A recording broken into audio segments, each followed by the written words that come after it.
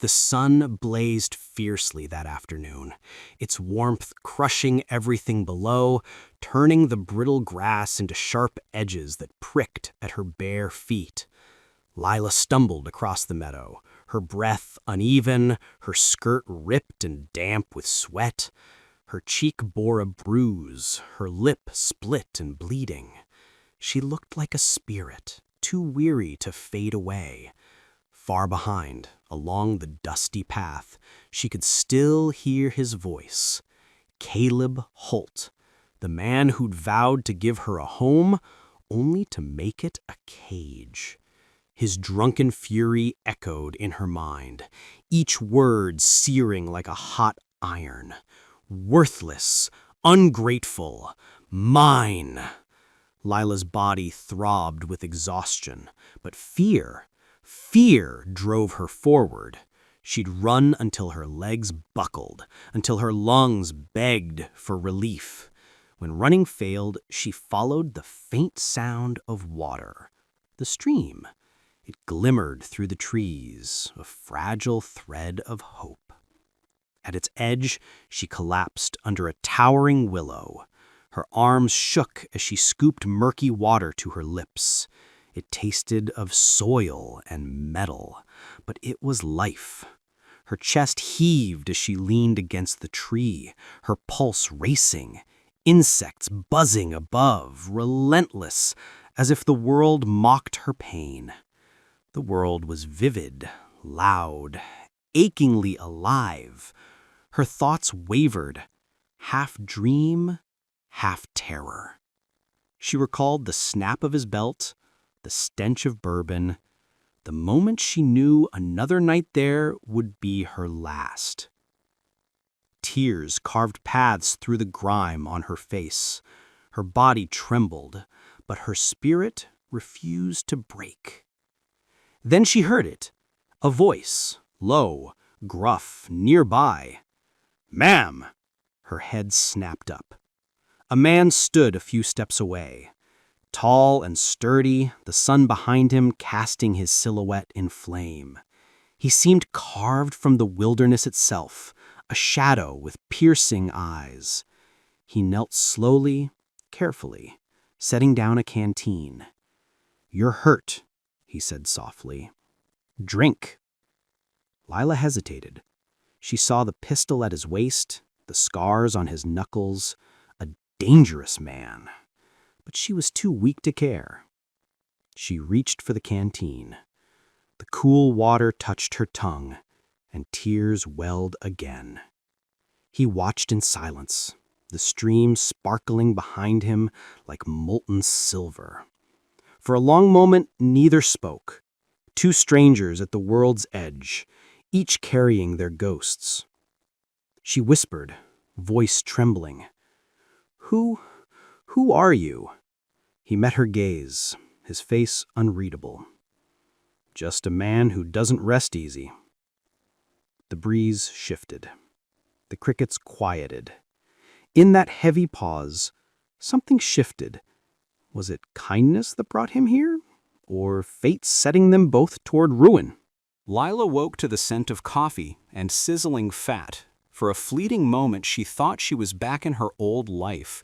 Then her eyes opened to a weathered wooden ceiling. Birds sang outside, and a rocking chair creaked softly. Gideon sat by the window, pouring coffee into a tin mug.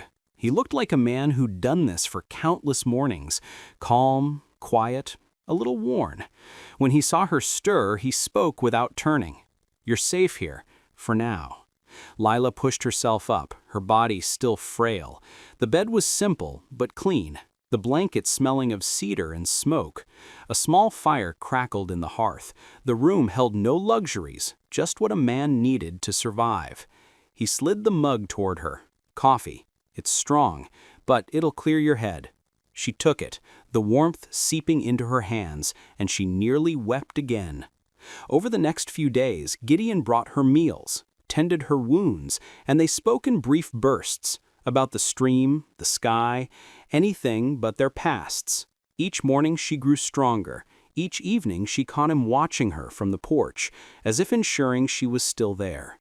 After so much fear, his quiet kindness felt overwhelming. He noticed, but didn't pry, just gazed out at the amber fields.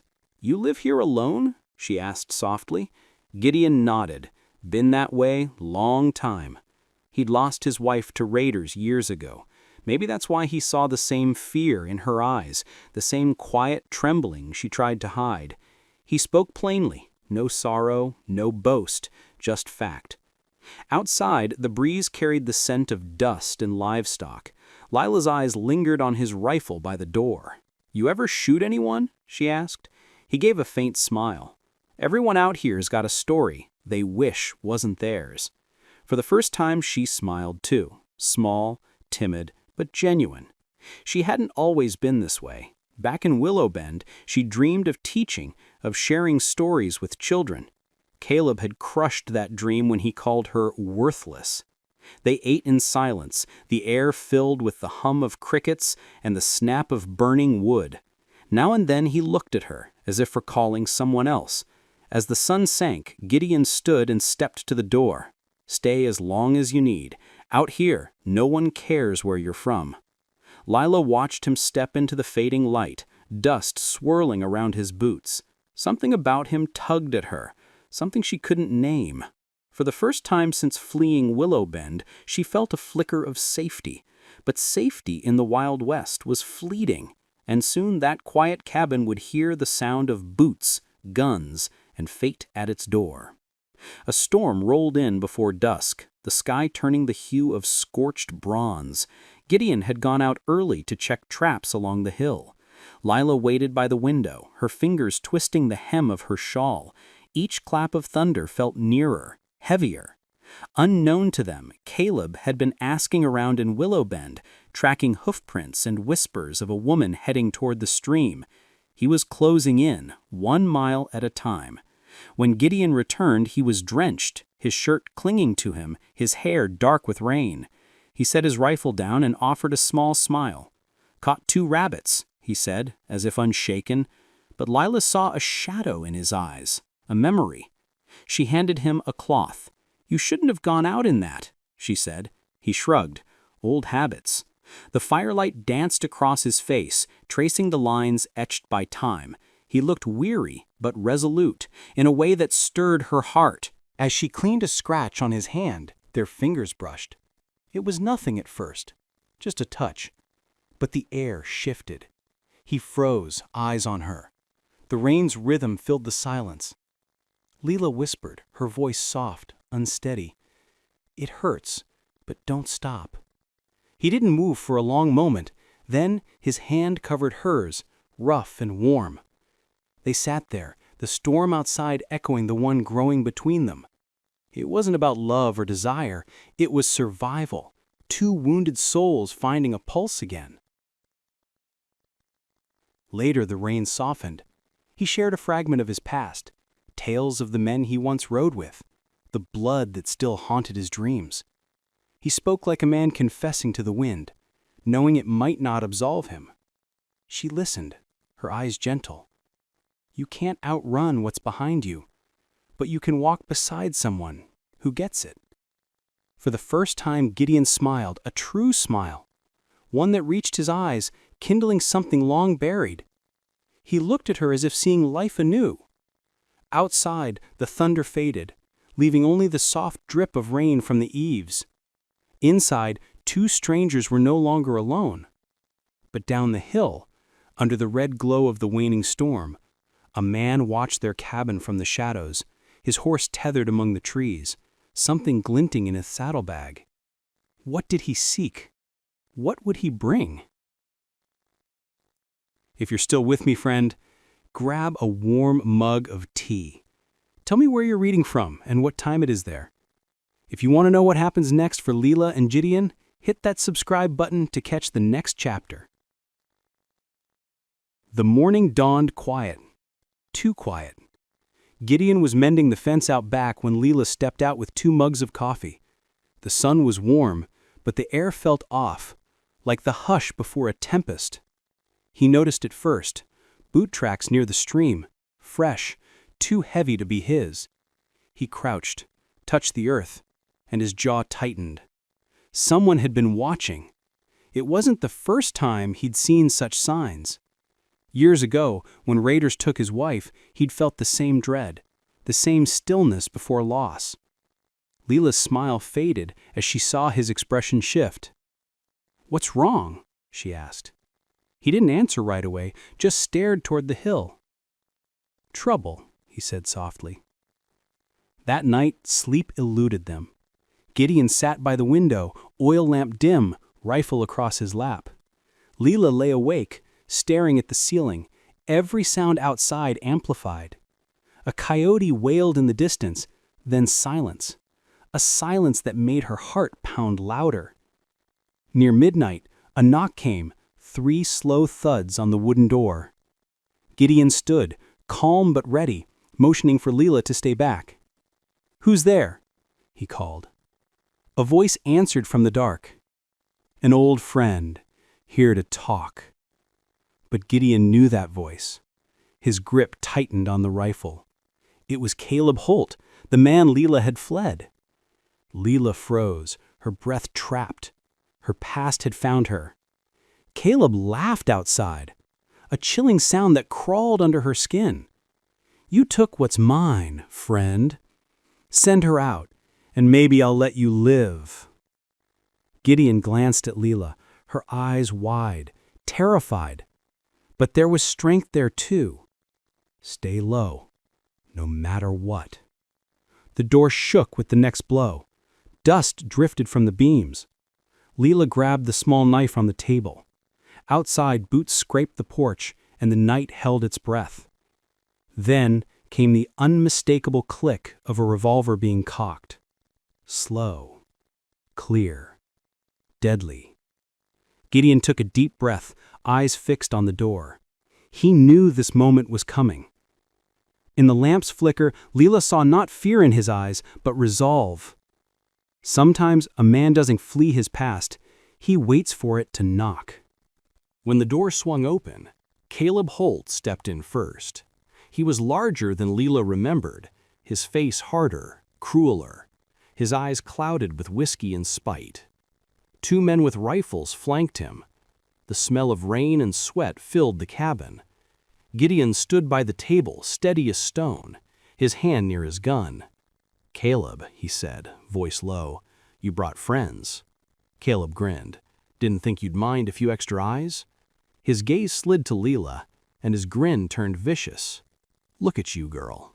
Thought you could hide behind some old drifter." Leela's hands shook, but she didn't retreat. She clutched the knife, her heart pounding painfully. "Leave, Caleb," she said, voice quivering but firm. "I'm not yours." Caleb's laugh was harsh, bouncing off the walls. "You always had spirit. That's what I liked. But it don't change who owns you." Her fear turned to fury. She lunged, knife slashing. Caleb cursed, stumbling back. That split second was all Gideon needed. A shot rang out. A bullet grazed Leela's arm, pain flaring, but she dove behind the bed as another shot splintered the wall above. The cabin groaned, flames creeping along the ceiling as a lantern shattered. Gideon moved, not fast, but precise, every action measured. A man who'd faced death before. A flash of steel, a crack of thunder, and one of Caleb's men fell. Then chaos erupted. Gunfire tore through the night, smoke and blood filled the air. Leela crouched, hands over her ears, the world spinning. When she looked up, Gideon was bleeding from his shoulder, still firing, still standing. He stumbled, knees buckling, and for a moment Leela thought he was gone. But he raised his gun again. Caleb shouted, firing back, the cabin trembling with each shot. Flames climbed the walls. Gideon staggered, pain twisting his face, but his eyes stayed on Caleb. He stepped forward, once, twice, and fired. The shot split the night. Caleb fell, eyes wide, hand clutching his chest. Time froze. Gideon dropped to one knee, blood pooling, mixing with dirt and ash. Leela ran to him, pressing her hands to his wound, her voice breaking. "Leave me, please." He looked at her, a faint smile crossing his lips. Looks like I finally did something worthwhile." The fire roared, casting their faces in orange light. Outside, thunder rolled across the hills, like a divine voice. Leela whispered through tears, "What if you die out here, alone?" As the flames spread, Gideon's eyes began to close, and she felt a storm rising in her heart, far fiercer than the one outside. The fire burned through the night, but the cabin held. By morning, the smoke had softened into a gray mist over the hills. Leela sat by the stream, hands stained with blood, watching ashes float away. She had dragged Gideon out before the roof caved in.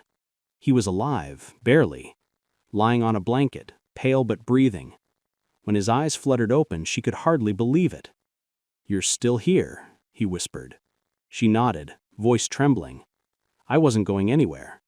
They sat by the stream for hours, silent. The world felt fragile, renewed. For the first time in ages, Leela felt the weight lift from her chest. The man who haunted her was gone, and the man who had saved her was still here. Over the next few months, as Gideon healed, they gathered timber and borrowed tools from a far-off neighbor. Slowly, they built a new cabin near the same willow where they'd met. It was simple, 4 walls, a roof, but it was theirs. Leela planted daisies by the door. Gideon repaired the old rocking chair. Life wasn't perfect, but it was real, and it was enough. Sometimes in the late afternoon, they'd sit by the stream. She'd share her lingering fears, and he'd confess his regrets.